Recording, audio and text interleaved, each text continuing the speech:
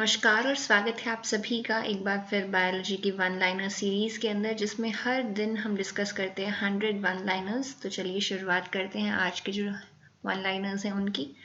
पहला सवाल देखिए, आपको बताना है कि सबसे छोटा पक्षी जो है विश्व के अंदर वो कौन सा है। तो ये आंसर हम सब जानते हैं, हमिंग बर्ड जो है वो वर्ल्ड का स्मॉलेस्ट बर्ड है। 5 कार्बन शुगर जो डीएनए के अंदर पाई जाती है, तो सबसे पहला सवाल तो ये भी पूछा जा सकता है कि डीएनए के अंदर जो शुगर पाई जाती है वो कितने कार्बन की होती है। तो वो होती है 5 कार्बन की, और वो कौन सी होती है, वो होती है डीऑक्सीराइबोस। उसको 5 कार्बन की जो शुगर है उसको डीऑक्सीराइबोस के नाम से जाना जाता है। सिमिलरली अगर आरएनए के लिए पूछा जाता तो हम कौन सा बताते, राइबोस बताते, डीऑक्सी को हम रिमूव कर देंगे। ठीक है। Short lived immunity acquired by fetus from mother through placenta और मिल्क। तो हमने बात करी थी कल, देखिए कि प्लेसेंटा के थ्रू भी एक तरह की एंटीबॉडी है जो क्रॉस कर सकती है। मिल्क के अंदर जो कोलोस्ट्रम होता है उसके अंदर भी एंटीबॉडी प्रेजेंट है। तो इस तरह से जो एक जन्मजात शिशु है, जो एक फीटस है, उसको जो इम्यूनिटी मिल रही है मदर से, ये किस तरह की इम्यूनिटी होती है, ये होती है पैसिव इम्यूनिटी। और इसको हमने पैसिव इम्यूनिटी क्यों बोला है, क्योंकि इन्फेंट की जो बॉडी है, फीटस की जो बॉडी है, उसके अंदर खुद से एंटीबॉडीज का फॉर्मेशन नहीं हो रहा है। ठीक है। The letter T in T lymphocytes, T lymphocyte के अंदर ये जो टी है ये क्यों लिया हमने, ए बी सी या कुछ और यूज क्यों नहीं किया, क्योंकि इस टी का कुछ मतलब है। ये टी का मतलब है थाइमस, क्योंकि ये जो टी लिम्फोसाइट्स हैं एक तरह की सेल्स हैं, इनका जो डेवलपमेंट है या फिर हम बात करें इनका मैचुरेशन जो है वो होता है थाइमस के अंदर, इसीलिए हमने इसके आगे ऐड कर दिया है टी। और बी लिम्फोसाइट्स की अगर आप बात करोगे तो बी वहाँ पे जो यूज किया जाता है, जो बी किसको डिनोट करता है, that is for bone marrow. Okay, B lymphocytes में। आगे बढ़ते हैं हम। फ्रूट्स का जो टेस्ट है वो मीठा होता है, क्यों होता है, ऐसे कौन से शुगर प्रेजेंट है उनके अंदर, फ्रूट्स के अंदर प्रेजेंट होता है फ्रक्टोज, और फ्रक्टोज की वजह से जो फ्रूट्स होते हैं उनका स्वाद कैसा होता है, मीठा। फ्रूट एक्चुअल में होता क्या है, फ्रूट होता है मैच्योर ओवरी, किसी भी प्लांट का जो ओवरी है, फर्टिलाइजेशन के बाद में जब वो मैच्योर हो जाता है उसे हम किस नाम से जानते हैं, फ्रूट के अंदर। और उसके अंदर जो सीड्स प्रेजेंट होते हैं वो एक्चुअली आपके मैच्योर ओव्यूल्स होते हैं। ठीक है। तो सीड्स का फॉर्मेशन कौन से स्ट्रक्चर से होता है, ओव्यूल से, फर्टिलाइजेशन के बाद में। डीएनए डबल हेलिक्स की अगर हम बात करें तो इसमें जो दो डीएनए की चेन्स हैं, ये जिस तरह से ये डायग्राम आपने बहुत बार देखा होगा, इस तरह से प्रेजेंट होता है। तो इसमें हमेशा दो डीएनए की चेन्स होती है, एक ये डीएनए की चेन है और एक ये डीएनए की चेन है। इन दोनों के बीच में जो है कुछ बॉन्ड्स प्रेजेंट होते हैं, जो चेन है इसके बीच में इस तरह से बॉन्ड्स प्रेजेंट होंगे। ये बॉन्ड्स आपको बताना है किस तरह के बॉन्ड होते हैं। ये जो बॉन्ड होते हैं ये आपके होते हैं हाइड्रोजन बॉन्ड्स। ठीक है। सही जवाब कौन सा होगा यहाँ पे, हाइड्रोजन बॉन्ड जो है यहाँ पे प्रेजेंट होते हैं नाइट्रोजिनस बेसिस के बीच में। जो बेसिस बोला है यहाँ पे ये आपके नाइट्रोजिनस बेसिस, जैसे आपका एडेनिन है, guanine, cytosine, thymine. DNA replication जो है वो कौन से डायरेक्शन में होता है, तो देखिए यहाँ पे ये जो चेन्स होती हैं जो डीएनए की हैं उसको हम इस तरह से नेमिंग करते हैं। एक जो साइट है उसको हम 5' डायरेक्शन बोलते हैं और दूसरे को 3' बोलते हैं। तो यहाँ पे सवाल जो है वो ये पूछना चाह रहे हैं कि यहाँ पे जो रेप्लिकेशन होगा, यानी डीएनए से और डीएनए की जो प्रोसेस होगी वो इस डायरेक्शन में होगी या फिर अपोजिट डायरेक्शन में होगी। तो हम ये तो बोल नहीं सकते इसके लिए ऊपर से नीचे, नीचे से ऊपर, तो इसके लिए हमने नाम दे दिया डीएनए के अंदर ही 5' और 3'। तो इस डायरेक्शन की अगर बात करो तो रेप्लिकेशन जो है वो होता है 5' से 3' डायरेक्शन की तरफ। और यहाँ पे ये 5 और 3 नंबर किस चीज़ को डोनेट करते हैं, ये रिप्रेजेंट करते हैं आपके नंबर ऑफ कार्बन एटम को। नंबर ऑफ कार्बन एटम कैसे, क्योंकि हमने बोला था यहाँ पे 5 कार्बन की रिंग प्रेजेंट होती है। उस 5 कार्बन के अंदर फॉस्फेट ग्रुप किसके ऊपर है और फ्री ग्रुप कौन सा है, उसके अकॉर्डिंग हम 5 और 3 नंबर देते हैं। हमें सिर्फ क्या याद रखना है कि ये 5 और 3 है, ये किसका, इसके मायने किससे हैं, किससे संबंधित है, ये नंबर ऑफ कार्बन एटम से। डीएनए जो है, डीएनए को जब चार्ज किया जाता है, जब चार्ज करो मतलब जब एक चार्ज प्लेट होती है, ठीक है, उसके एक एंड पे पॉजिटिव पोल कनेक्टेड है, आपके एक एंड पे नेगेटिव पोल कनेक्टेड है, इस पे अगर आपने डीएनए फैलाया तो डीएनए किधर मूव करेगा। तो सवाल में ये पूछने की कोशिश करी गई है कि डीएनए के ऊपर चार्ज कैसा प्रेजेंट होता है। तो डीएनए, अगर डीएनए की खुद की बात करी जाए तो डीएनए नेगेटिवली चार्ज होता है। नेगेटिवली चार्ज क्यों होता है, क्योंकि इसके ऊपर फॉस्फेट्स प्रेजेंट होते हैं। ठीक है। और हम जानते हैं फॉस्फेट के ऊपर चार्ज कैसा है, नेगेटिव। इस वजह से जब इस तरह की सेटिंग के अंदर आप डीएनए को रखोगे तो डीएनए कहाँ क्या करेगा, खुद के पास नेगेटिव चार्ज है तो वो अट्रैक्ट होगा पॉजिटिव पोल की तरफ। तो सिर्फ यही पूछा है। और ये जो प्रोसेस है पूरा, इसको इलेक्ट्रोफोरेसिस बोलते हैं। इलेक्ट्रोफोरेसिस में डीएनए किस तरफ चलेगा, पॉजिटिव पोल की तरफ मूव करेगा। मेल्टिंग पॉइंट का रेंज बताना है आपको ज़्यादातर डीएनए के लिए। ज़्यादातर डीएनए के लिए जो मेल्टिंग पॉइंट का रेंज होता है वो होता है 80 से 100 डिग्री सेल्सियस के बीच में। ठीक है। कौन सा एंजाइम ऐसा है जो कि क्या करता है, कॉम्प्लीमेंट्री बेसिस को ऐड करता है रेप्लिकेशन के टाइम पे। ये जो एंजाइम है आपका, ये होता है पॉलीमरेज एंजाइम। पॉलीमरेज एंजाइम क्या करेगा, अगर आपका एक जो स्ट्रैंड है डीएनए का, उसके ऊपर अगर एडेनिन प्रेजेंट है तो दूसरा स्ट्रैंड जो हमें बनाना है वहां पे क्या करेगा, थाइमीन को ला करके अटैच कर देगा। और इनके अंदर क्या करेगा, जो कॉम्प्लीमेंट्री बेसिस हैं जैसे एडेनिन है, हम जानते हैं वो केवल थाइमीन से ही पेयर करता है, तो एडेनिन के सामने जो है थाइमीन की पेयरिंग होगी। ये कौन एश्योर करता है, पॉलीमरेज। ओके। टेरेस्ट्रियल और मेरीन जो इकोसिस्टम्स हैं हमारे, जो समुद्री और स्थलीय हमारे जो परितंत्र हैं, उनके बीच का लिंक जो है वो कौन सा है, ये होते हैं आपके मैंग्रोव इकोसिस्टम। क्योंकि मैंग्रोव इकोसिस्टम थोड़े जो दलदली इलाके होते हैं उनमें होते हैं। तो ये एक तरह का मिश्रण है या फिर एक तरह से जोड़ते हैं ये टेरेस्ट्रियल और मेरीन इकोसिस्टम्स को। मैंग्रोव प्लांट्स जो होते हैं इनके भी सर्वाइव करने के लिए इन्होंने कुछ अडेप्ट किया हुआ है। तो ये हाई टेम्परेचर यानी कि उच्च तापमान और उच्च लवणता, हाई सलाइनिटी दोनों के लिए रेजिस्टेंट होते हैं। ऐसी कंडीशंस में भी आराम से सर्वाइव कर जाते हैं। ओशन का कितना सरफेस है जो कोरल रीफ से कनेक्टेड है। कोरल रीफ्स जो है ये भी एक तरह का आपके इकोसिस्टम का फॉर्मेशन करते हैं। और टोटल हमारे जितने ओशंस हैं उनमें से केवल 0.1% सरफेस जो है वो कवर्ड है कोरल रीफ से। कोरल रीफ जो इकोसिस्टम्स होते हैं इनकी प्रोडक्टिविटी बहुत ज़्यादा होती है, तो उस अकॉर्डिंग ये बहुत इंपॉर्टेंट है। कोरल रीफ को रेन फॉरेस्ट ऑफ द सी भी कहा जाता है, क्योंकि कोरल में देखिए एक चीज़ तो आपको समझ में आ गई होगी कि ये आपका एक तरह का एक्वाटिक इकोसिस्टम है। ठीक है। एक्वाटिक इकोसिस्टम में अगर आप बोलो सबसे ज़्यादा प्रोडक्टिविटी वाला इकोसिस्टम बताओ तो वो कौन सा होगा, कोरल रीफ। और सिमिलरली अगर आप टेरेस्ट्रियल में बोलोगे, अगर आप कहते हो कि स्थलीय जो परितंत्र है उसके अंदर आप बताइए किसमें प्रोडक्टिविटी सबसे ज़्यादा होती है, तो वो होती है आपके रेन फॉरेस्ट। तो इसीलिए रेन फॉरेस्ट ऑफ सी नाम हमने किसे दे दिया, कोरल रीफ्स को। पैसिव इम्यूनिटी का जो मेथड है वो किसने डिस्कवर किया था, एक साइंटिस्ट है जिनका नाम है वॉन बेहरिंग। इन्होंने सबसे पहले बात करी थी पैसिव इम्यूनिटी की, किस तरह से अगर आपको रेडीमेड एंटीबॉडीज मिल रही हैं, बाहर से अगर आप इंजेक्ट कर रहे हो, नेचुरली आपको मदर से मिल रही हैं, प्लेसेंटा से मिल रही हैं, उन सबको हम बोलेंगे पैसिव इम्यूनिटी। और ये कॉन्सेप्ट किसने दिया था, वॉन बेहरिंग ने। एंजाइम्स जो हैं आपको वो बताना है, वो एंजाइम जो कि प्रूफ रीडिंग के लिए रिस्पॉन्सिबल है। जैसे थोड़ी देर पहले ही मैंने बात करी थी कि एडेनिन के सामने थाइमीन ही लगेगा। उसके बाद में क्या होता है, जब ये सारी अरेंजमेंट हो जाता है उसके बाद में फिर से प्रूफ रीडिंग होती है, यानी कि चेक किया जाता है कि कहीं पे गलती से कोई गलत नाइट्रोजिनस बेस तो अटैच नहीं हो गया है। और वो प्रूफ रीडिंग का काम भी कौन करता है, डीएनए पॉलीमरेज एंजाइम। ठीक है।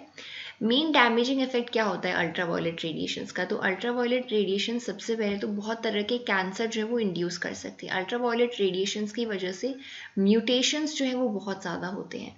और अगर आपको स्पेसिफिकली पूछा जाए कि अल्ट्रावायलेट रेडिएशंस की वजह से क्या हो सकता है, तो ये थाइमीन डाइमर्स का फॉर्मेशन करती है। थाइमीन मतलब दो थाइमीन को आपस में अटैच कर देंगे, लेकिन यूजुअली थाइमीन आपस में अटैच नहीं होते, हम जानते हैं। तो इस तरह से ये डीएनए के अंदर कुछ चेंजेस कर देती हैं जिनको हम फाइनली म्यूटेशंस ही बोलते हैं। ओके। और इन म्यूटेशंस की वजह से बहुत तरह के कैंसर्स भी कॉज कर सकती हैं। ठीक है। तो अल्ट्रावायलेट रेडिएशंस एक तरह के कार्सिनोजेंस में ऐड किए जाते हैं। डीएनए हेलिकेज एंजाइम जो है, हेलिकेज हमने बात करी थी, हाइड्रोजन बॉन्ड को ब्रेक करने के काम में आता है।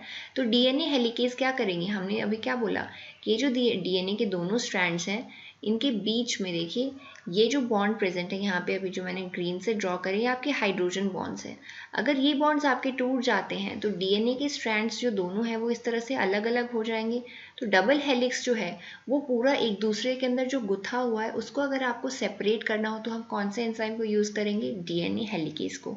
तो इसका जवाब ये भी हो सकता है कि हाइड्रोजन बॉन्ड अगर आपको ब्रेक करने हो तो हम डीएनए हेलिकेज को यूज़ करेंगे, या फिर डीएनए की ये जो दोनों हेलिक्स हैं ये जो एक दूसरे के इस तरह से एक दूसरे के ऊपर कोटेड है, कवर्ड है, इस तरह से वाइंडेड है, उसको अगर आपको अनवाइंड करना हो तो हम किसे यूज़ करेंगे, हेलिकेज एंजाइम को।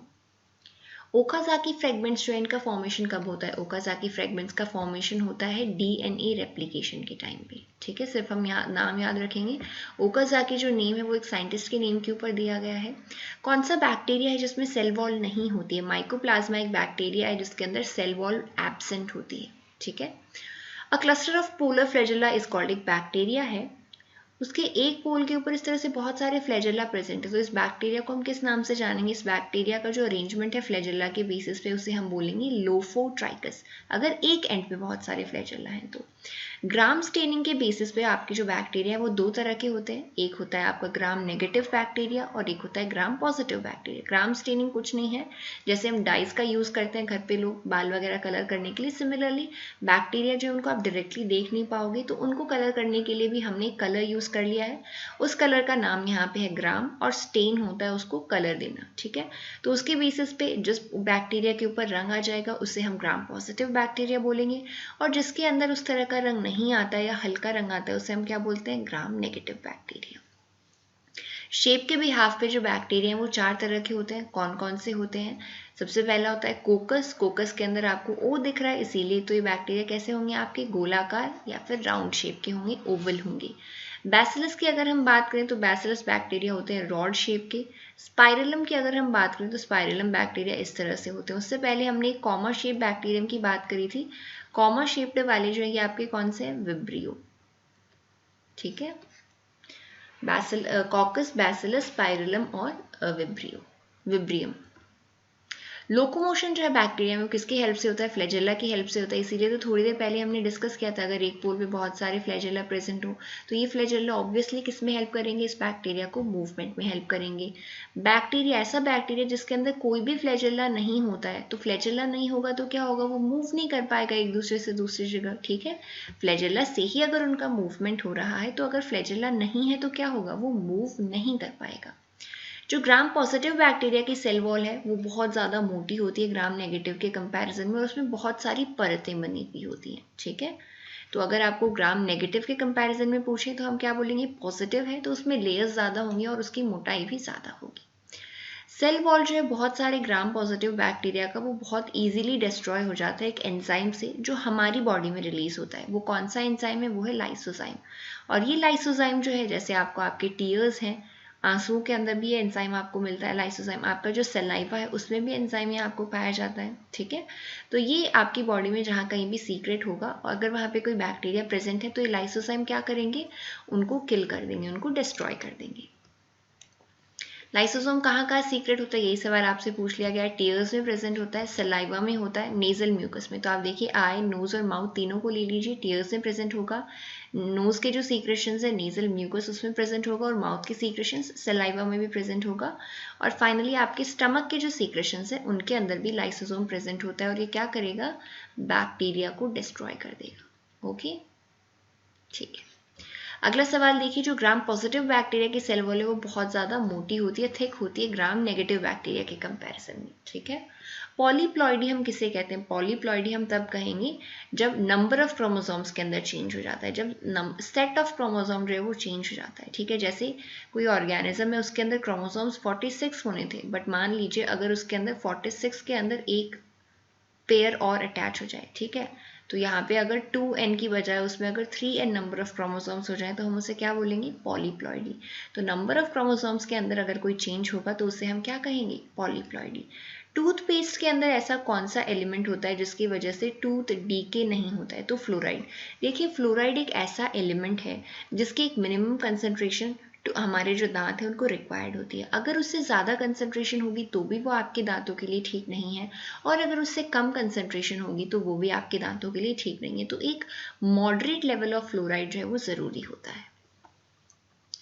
जो बायो रेमेडिएशन टेक्निक्स हैं उसके अंदर जो प्लांट ब्रीडर्स हैं वो रिप्रोडक्टिव टेक्निक्स यूज़ करते हैं। तो ये जो बायो रेमेडिएशन टेक्निक है इसके अंदर क्या किया जाता है? एक्चुअली यहाँ पे जितनी भी डेफिशिएंसी है माइक्रो न्यूट्रिएंट्स और विटामिन्स की उनकी भरपाई करी जाती है, ठीक है, बायो रेमेडिएशन टेक्निक्स के अंदर। जैसे आपकी कोई भी क्रॉप है, अगर एक क्रॉप के अंदर कोई भी आपका एक न्यूट्रिएंट है, मान लीजिए हमारे पास कोई एक क्रॉप है ए, इसमें हमें मालूम है कि इसमें आयरन जो है वो थोड़ा कम है, तो हम क्या करेंगे, ये जो क्रॉप है हमारी उसकी नई वैरायटी कोई प्रिपेयर करेंगे जिसके अंदर आयरन की कंसंट्रेशन भी होगी, आयरन की भी आपको उससे सप्लाई हो जाएगी अगर आप उस क्रॉप को खाते हो तो। और ये आपकी जो टेक्निक्स है वो आती है बायो रेमिडिएशन के अंदर, ठीक है। अल्फा क्या है, ये एक तरह की ग्रास है। आपको बताना है कि जो नेचुरल रबर है, नेचुरल रबर की जो मैन्युफैक्चरिंग डायरेक्टली ट्री से होती है, नेचुरल का मतलब यही है कि जो रबर प्लांट है उससे आपको ये मिलेगा। तो ये जो मिलता है उसके अंदर सबसे ज़्यादा केमिकल कौन सा होता है नेचुरल रबर में, तो आइसोप्रीन जो है, अगर केमिकल फॉर्मूला हम नेचुरल रबर का बताना चाहें वो कौन सा हो जाएगा, आइसोप्रीन। एंटीजन एंटीबॉडी इंटरैक्शन की जो स्टडी है उससे क्या कहते हैं, एंटीजन एंटीबॉडी के मिलने की जो स्टडी है इसे हम बोलते हैं सीरोलॉजी। इसको इम्यूनोलॉजी नहीं बोलना है, इम्यूनोलॉजी के अंदर पूरा इम्यून सिस्टम की स्टडी आएगा, सिर्फ एंटीजन और एंटीबॉडी की नहीं आएगी, ठीक है। स्नेक बाइट का जो ट्रीटमेंट है, स्नेक बाइट का ट्रीटमेंट जो है उसके लिए डॉक्टर क्या देगा, एंटीवेनम के इंजेक्शन अप्लाई करता है जिसको भी सांप खा जाता है उसको, और ये एक तरह की आर्टिफिशियल एक्वायर्ड पैसिव इम्यूनिटी। अगर आप पैसिव इम्यूनिटी याद रखोगे तो भी चलेगा, कैसे, क्योंकि यहाँ पे बनी बनाई एंटीबॉडी आपको दी जाती है ताकि जो स्नेक बाइट है, सांप का जो जहर है वो आपके ऊपर इफेक्ट ना करे, ठीक है। कोकाई बैक्टीरिया कैसे होते हैं, कोकाई ओ यानी कि राउंड होते हैं, जो चेन के अंदर पाए जाते हैं, यानी कि इस तरह से अगर ये एक बैक्टीरिया है तो ये ऐसे चेन बनाते रहेंगे। इसका एक एग्जाम्पल बताना है आपको इस तरह के एक बैक्टीरिया का, जो कि आपका स्ट्रेप्टोकोकाई। तो स्ट्रेप्टोकोकाई और स्टेफाइलोकोकस ये दोनों बहुत ही कॉमन बैक्टीरियाज हैं और बहुत सारी अलग अलग तरह की डिजीजेस, अलग अलग प्रॉब्लम्स जो है हमारी बॉडी में कॉज करते हैं, ओके। यूकैरियोट्स के अंदर जो राइबोसोम होता है वो आपको बताना है किस तरह का होता है। तो यूकैरियोट्स का जो राइबोसोम होता है वो ATS होता है, ठीक है। S यहाँ पे है सेडिमेंटेशन कोफिशिएंट, जो हम राइबोसोम्स के लिए यूज करते हैं।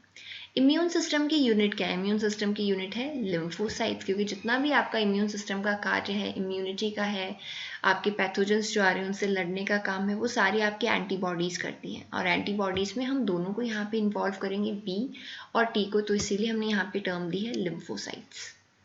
वैक्सीनेशन जो है वो किसी भी पर्सन को एक डिजीज से बचाती है, जैसे हम बहुत ज़्यादा वेट कर रहे हैं अभी कोरोना की जो वैक्सीन है उसका, तो वैक्सीन से क्या होगा, वैक्सीन आपको उस डिजीज से बचाएगी। कैसे बचाएगी, जब आप अपनी बॉडी में, जब आप वैक्सीन का इंटेक करते हो तो उससे क्या होगा, वो वैक्सीन आपकी बॉडी में जा करके एंटीबॉडीज जो है उनका फॉर्मेशन करा देगी।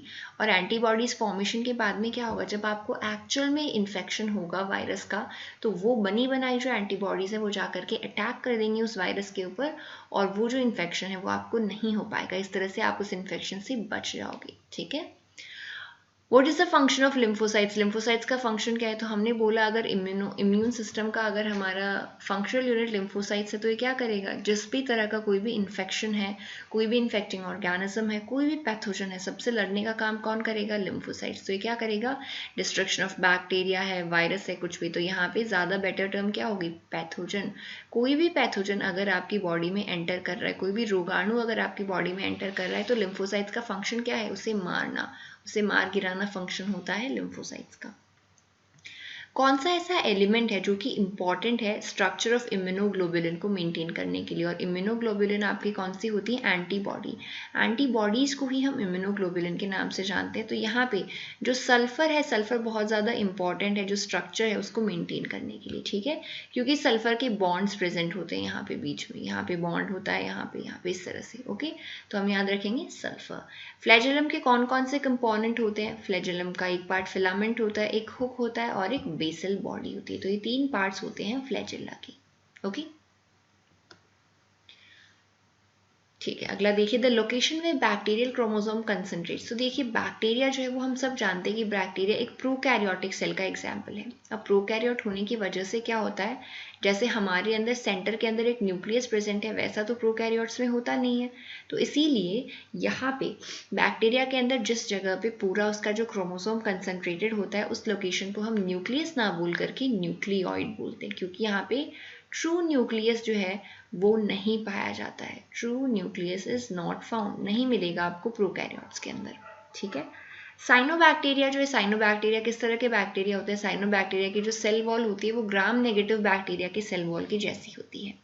अब आप पूछोगे कि जो डाई थी वो ग्राम पॉजिटिव के अंदर उस डाई की वजह से कैसा कलर आता है और ग्राम नेगेटिव के अंदर कैसा कलर आता है। तो ग्राम स्टेन, जो ग्राम डाई हमने यूज़ करी थी, ग्राम डाई मैं सिर्फ याद रखने के पर्पज से बता रही हूँ, हम उसको एक्चुअल में क्या बोलते हैं, ग्राम स्टेन, ठीक है। हम क्या बोलते हैं उसको, ग्राम स्टेन।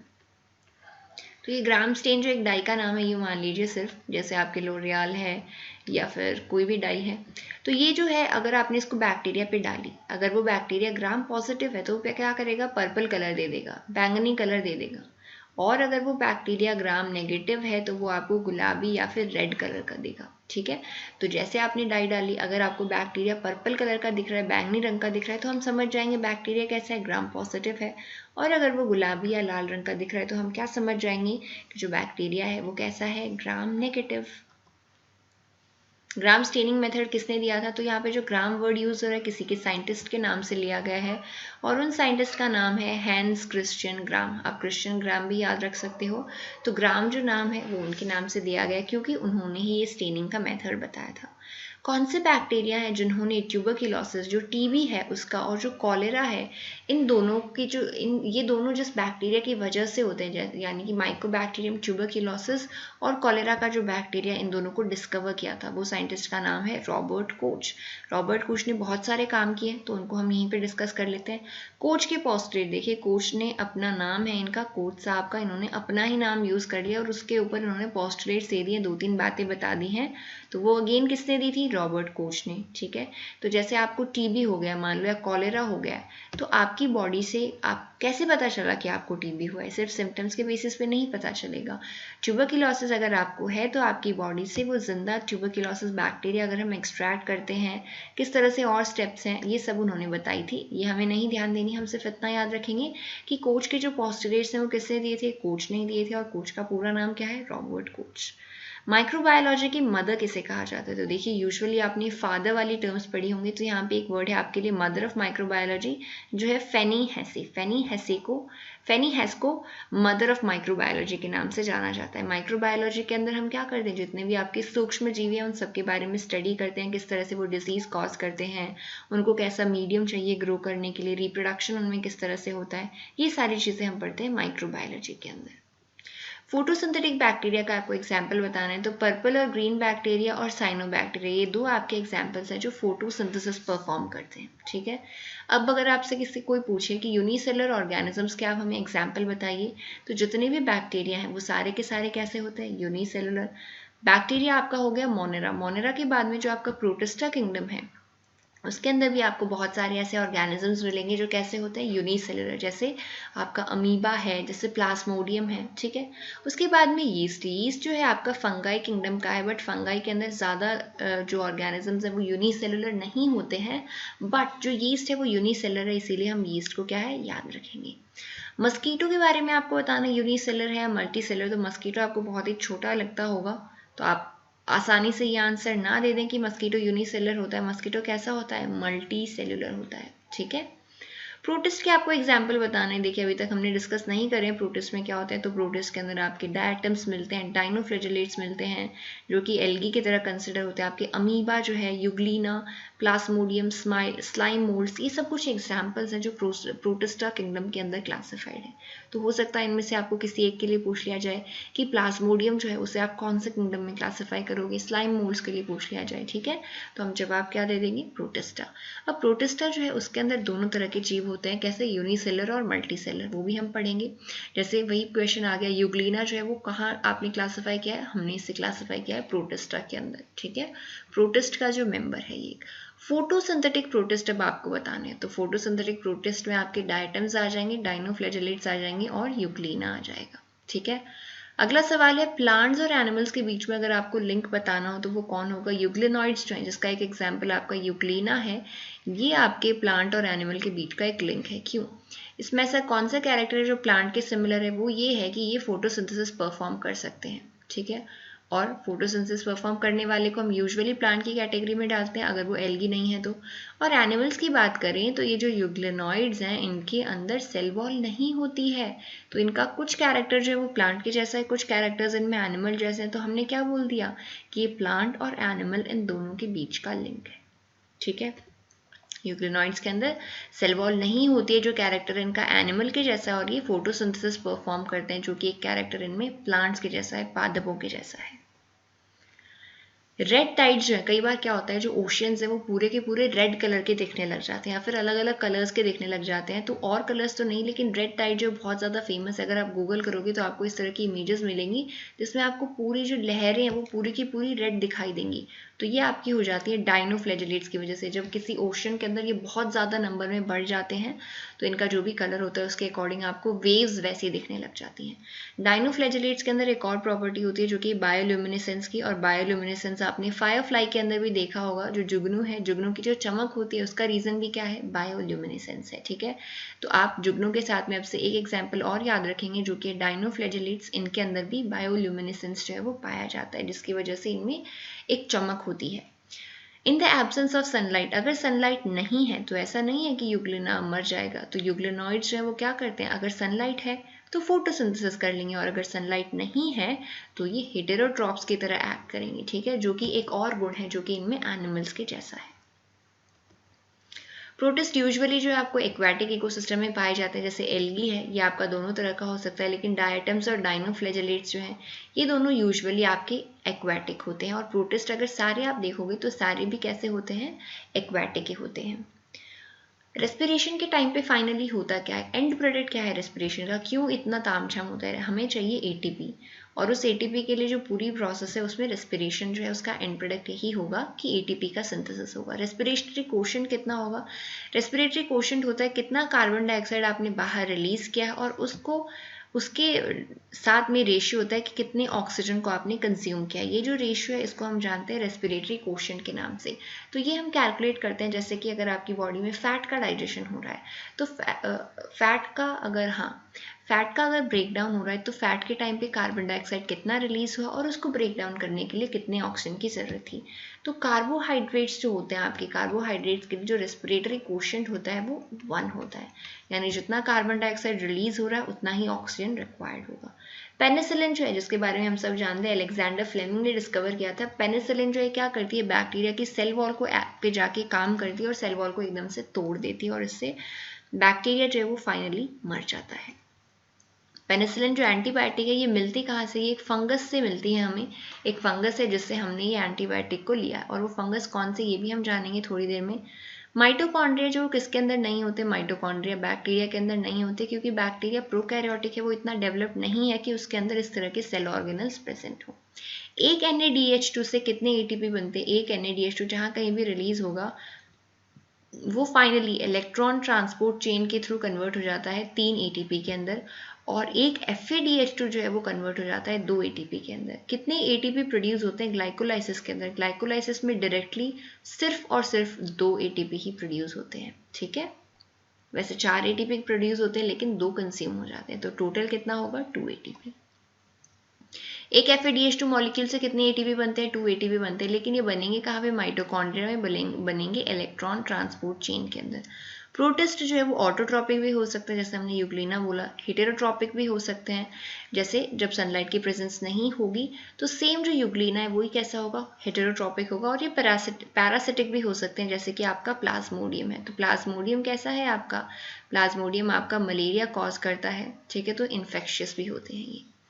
पेनिसिलियम नोटेटम और पेनिसिलियम क्राइसोजेनम, ये 2 फंगस के नाम बताएं, इसका यूज आप किसके लिए करोगे, तो पेनिसिलियम जैसे नाम में ही पता चल रहा है तो पेनिसिलिन जो है उसको लेंगे, उसको बना सकते हैं हम इन दोनों फंगस की हेल्प से। प्रोटिस्टा जो है वो अपने गति का कार्य जो है वो किसकी सहायता से करती है, तो प्रोटिस्टा के अंदर सीलिया भी होते हैं, फ्लैजेला भी होते हैं और स्यूडोपोडिया भी होते हैं, जो कि अमीबा में होते हैं। और अमीबा किसका मेंबर है, अमीबा मेंबर है आपकी प्रोटिस्टा का ही। एरोबिक रेस्पिरेशन जो है ग्लूकोज का, उसके अंदर क्या क्या प्रोड्यूस होता है, फाइनली अगर नेट प्रोडक्ट हम बोलें एनर्जी का तो उसमें 10 NADH2 बनते हैं, उसमें 2 FADH2 बनते हैं, 2 ATP बनती हैं और 2 GTP बनती है। GTP जो है वो इक्विवेलेंट होती है ATP के ही, ठीक है, बट ये भी कन्वर्ट हो जाती है ATP में। TCA try carboxylic acid cycle जो है उसके एंजाइम्स कहाँ पे प्रेजेंट होते हैं, तो ट्राई कार्बोक्सिलिक एसिड साइकिल के एंजाइम्स या क्रेब्स साइकिल के एंजाइम माइटोकॉन्ड्रिया में प्रेजेंट होते हैं, इसीलिए क्रेब्स साइकिल माइटोकॉन्ड्रिया के अंदर होती है। एरोबिक रेस्पिरेशन के एंड प्रोडक्ट क्या क्या है, कार्बन डाइऑक्साइड, वाटर और एनर्जी जो रिलीज होती है वो यहाँ पे मेंशन करी हुई है। तो ये सारे एंड प्रोडक्ट्स आपके होते हैं एरोबिक रेस्पिरेशन के। कौन सा एंजाइम है, जो एंजाइम्स आपको ग्लाइकोलाइसिस के अंदर रिक्वायर्ड होते हैं, वो एंजाइम कहाँ पे प्रेजेंट होते हैं, वो सारे एंजाइम्स आपको मिलेंगे साइटोप्लाज्म के अंदर। इसी वजह से ग्लाइकोलाइसिस जो प्रोसेस है वो आपके सेल के कौन से पार्ट में होती है, साइटोप्लाज्म के अंदर। NADH2 और FADH2 का जो ATP के अंदर कन्वर्जन है वो कहाँ पे होता है, वो होता है इलेक्ट्रॉन ट्रांसपोर्ट चेन के अंदर, एक प्रोसेस का नाम है ये। और ये जो इलेक्ट्रॉन ट्रांसपोर्ट चेन है ये कहाँ पे होती है, ये माइटोकॉन्ड्रिया के अंदर होती है। तो अगेन हम ये बोल सकते हैं कि इलेक्ट्रॉन ट्रांसपोर्ट चेन की जो एंजाइम्स हैं वो आपको कहाँ पे मिलेंगे, माइटोकॉन्ड्रिया में मिलेंगे। पहला यूकैरियोटिक फॉर्म ऑफ लाइफ कौन है, जैसे हमने पहले ही बात करी है कि मोनेरा जो है, मोनेरा सारे के सारे प्रोकैरियोट्स होते हैं। मोनेरा के बाद में जितने भी ग्रुप्स हैं सबके सब यूकैरियोट्स होते हैं, जिनमें सबसे पहला आपका होता है प्रोटिस्टा। तो प्रोटिस्टा सबसे पहला वो फॉर्म है जहाँ से यूकैरियोटिक लाइफ फॉर्म्स शुरू हुए थे। इस वजह से ही प्रोटिस्टा जो है उसको प्लांटी, एनिमेलिया और फंगस तीनों का प्रेडेसेसर बोला जाता है, सबका पूर्ववर्ती बोला जाता है, पूर्वज कहलाता है प्रोटिस्ट। तो अमीबा जो है वो हमारे एंसेस्टर है, ठीक है। अमीबा हमारे नहीं, एनिमल प्लांट्स के भी, फंगस के, सबके एंसेस्टर है। एक एग्जाम्पल है प्रोटिस्ट का अमीबा, सारे प्रोटिस्ट ही हैं वैसे। कितने ऑक्सीजन मॉलिक्यूल्स रिक्वायर्ड होंगे ग्लाइकोलाइटिक ब्रेकडाउन ऑफ एक ऑक्सीजन मॉलिक्यूल के लिए। तो अगर ग्लाइकोलाइसिस का आपको कहीं पे भी पूछा जाए, ग्लाइकोलाइसिस अगर कहीं पे भी आ गया तो उसमें आपको एक भी ऑक्सीजन की रिक्वायरमेंट नहीं होगी। क्यों? क्योंकि ग्लाइकोलाइसिस जो है ऑक्सीजन की एब्सेंस में भी हो सकता है, ऑक्सीजन प्रेजेंट है तो भी उसको कोई भी फर्क नहीं पड़ेगा। बट पूरी जो 10 स्टेप्स होते हैं ग्लाइकोलाइसिस के, उसमें कहीं पे भी ऑक्सीजन की ज़रूरत नहीं होती है। कितने मॉलिक्यूल्स पायरुविक एसिड बनेंगे अगर आपके पास में 2 मॉलिक्यूल ग्लूकोज है, और ये बात करी जा रही है ग्लाइकोलाइसिस के एंड में। तो हमने बात करी थी कि अगर आपके पास में एक ग्लूकोज मॉलिक्यूल है तो ग्लाइकोलाइसिस जब खत्म हो जाएगा तो आपके पास में कितने होंगे, 2 मॉलिक्यूल होंगे पायरुविक एसिड के, ठीक है। अब आपको क्वेश्चन में थोड़ा सा चेंज करके क्या बोला गया है कि हमारे पास में 2 मॉलिक्यूल हैं ग्लूकोज के, अब बताइए पायरुविक एसिड कितने होंगे। तो जितने भी ग्लूकोज मॉलिक्यूल्स आपको दिए हुए हों आपको सिंपली उसका डबल करना है, उतने हो जाएंगे आपके पायरुविक एसिड, और वो कितने होंगे, 4। इनकम्प्लीट ब्रेकडाउन जो है शुगर्स का, इसी को हम एनारोबिक रेस्पिरेशन के नाम से जानते हैं, क्योंकि किसी भी शुगर के अंदर टोटल एनर्जी जो प्रेजेंट है वो पूरी की पूरी एनारोबिक रेस्पिरेशन में बाहर नहीं निकल पाती है, बहुत ही कम एनर्जी निकल पाती है, जिसकी वजह से एनारोबिक रेस्पिरेशन में टोटल ATPs जो आपको मिलते हैं वो मात्र 2 ATP ही होती हैं। तो ये किस तरह का ब्रेकडाउन है, इनकम्प्लीट ब्रेकडाउन, पूरी एनर्जी रिलीज नहीं हो पाई है यहाँ पे। इनकम्प्लीट ब्रेकडाउन के एंड प्रोडक्ट्स क्या होते हैं, यहाँ पे आपको एल्कोहल और कार्बन डाइऑक्साइड का फॉर्मेशन होता है। एल्कोहल की जगह आपको इथेनॉल भी ऑप्शंस में मिल सकता है, जो कि अगेन एक एल्कोहल ही है, ओके। एरोबिक रेस्पिरेशन से आप अगर कंपेयर करो तो एनारोबिक और एरोबिक को कंपेयर करो तो एनर्जी का क्या होगा, एनारोबिक रेस्पिरेशन में आपको मिलती है सिर्फ 2 ATP एनर्जी, और एरोबिक रेस्पिरेशन में आपको मिलती है 38 ATP एनर्जी। तो कितने टाइम्स होगा, ये हो जाएगा 19 टाइम्स। तो एरोबिक रेस्पिरेशन के अंदर 19 गुना ज़्यादा एनर्जी रिलीज होती है एनारोबिक रेस्पिरेशन के कंपैरिजन में। ग्लाइकोलाइसिस और क्रेब्स साइकिल को जोड़ने वाला इंटरमीडिएट कौन सा, इन दोनों साइकिल्स को जोड़ने वाला जो इंटरमीडिएट है उसका नाम है एसिटाइल कोएंजाइम ए, ठीक है। एसिटाइल को ए के नाम से हम इसे देखते हैं। अब देखिए एक सवाल आता है कि प्लांट्स के अंदर तो फोटोसिंथेसिस हो रहा है, तो ये हमें आपको बताना है, यानी कि आपसे अगर सवाल पूछा जाता है कि तो प्लांट्स जो वो अपने श्वसन की प्रक्रिया कब करते हैं, रेस्पिरेशन कब करते हैं, तो आप कहोगे रात में कर लेते हैं। क्यों? क्योंकि रात के अंदर सनलाइट तो प्रेजेंट है नहीं, तो प्लांट्स क्या करेंगे, रात को वो अपना रेस्पिरेशन काम कर लेंगे। नहीं, प्लांट्स जो है वो दिन में भी रेस्पिरेशन करते हैं, रात में भी करते हैं। जिस तरह से आप सोते हो उस वक्त रेस्पिरेशन बंद थोड़ी कर देते हो, सांस लेना चालू रहता है ना, उसी तरह से प्लांट्स में भी रेस्पिरेशन हर टाइम पे होता है। लेकिन दिन में क्या होगा, उसके साथ साथ में फोटोसिंथेसिस भी होता रहेगा, और रात में केवल रेस्पिरेशन होता है, ठीक है। प्लेग जो है एक तरह का इन्फेक्शियस डिजीज है। प्लेग जो है वो किसकी वजह से होगा, प्लेग होता है यर्सीनिया पेस्टिस की वजह से। अब आप बोलोगे ये तो बताओ कि एक फंगस है, वायरस है, बैक्टीरिया है, क्या है। तो यर्सीनिया पेस्टिस जो है ये एक बैक्टीरिया है। तो आपसे ये सवाल भी पूछा जा सकता है, इस तरह के सवाल भी एग्जाम्स में आते हैं। जैसे आपको पूछा जाए प्लेग जो है वो जो टाइफॉइड है वो आपका बैक्टीरियल डिजीज है या वायरल है, तो सेम क्वेश्चन अगर मैं आपसे पूछूं कि प्लेग किस तरह की डिजीज है, तो प्लेग एक बैक्टीरियल डिजीज है, और बैक्टीरिया कौन सा है, यर्सीनिया पेस्टिस। नेजल हेयर आपने देखे होंगे, नोज के अंदर नॉस्ट्रल्स जो है आपके, उनके अंदर हेयर प्रेजेंट होते हैं, तो क्या वो ऐसे ही दे दिए गए हैं, मतलब कोई तो रूल होगा उनका अगर वो प्रेजेंट है तो देखिए जो भी एयर, जो भी सांस जो भी हवा आपके अंदर जा रही है लंग्स के अंदर, उसको फिल्टर करने का काम करते हैं नेजल हेयर जो है, उसके अंदर कोई भी फॉरेन पार्टिकल जो उसको एंटर नहीं करने देते हैं, नेजल कैविटी के अंदर और बाद में लंग्स के अंदर। और कई बार क्या होती है, जैसे बहुत ज़्यादा गर्मी है तो एयर जो है उसके अंदर मॉइस्चर बिल्कुल भी नहीं होता है, ठीक है। तो वो जो है बहुत ज़्यादा अगर गर्म हवा है, उसमें मॉइस्चर नमी बिल्कुल भी नहीं है, तो वो आपके लंग्स को जा करके डैमेज कर सकती है। तो नेजल हेयर क्या करते हैं, जो आपकी एयर है उसको मॉइस्चर बनाते हैं, या फिर अगर बहुत ज़्यादा मॉइस्चर है तो उसे ड्राई बनाने का काम भी करते हैं। तो ये सारी एक्टिविटीज़ जो है कौन परफॉर्म करता है, नेजल हेयर। कौन सी नर्व है जो विजन से रिलेटेड, जो कि दृष्टि से संबंधित है, ये है आपकी ऑप्टिक नर्व। ऑप्टिक नर्व है आपकी विजन से, या फिर इसको ये भी बोला जा सकता है आपकी आई से रिलेटेड मसल है, आई से रिलेटेड नर्व है, सॉरी। और सबसे लंबी क्रेनियल नर्व कौन सी है आपकी बॉडी की, ये है आपकी वेगस नर्व, ठीक है। वेगस नर्व आपकी बॉडी की सबसे लंबी नर्व है, ओके। तो ये हमारे 100 जो वन लाइनर्स यहाँ पे खत्म होते हैं। उम्मीद है आपको जो लेक्चर है उसमें काफ़ी मज़ा आया होगा। आज के लिए यही था।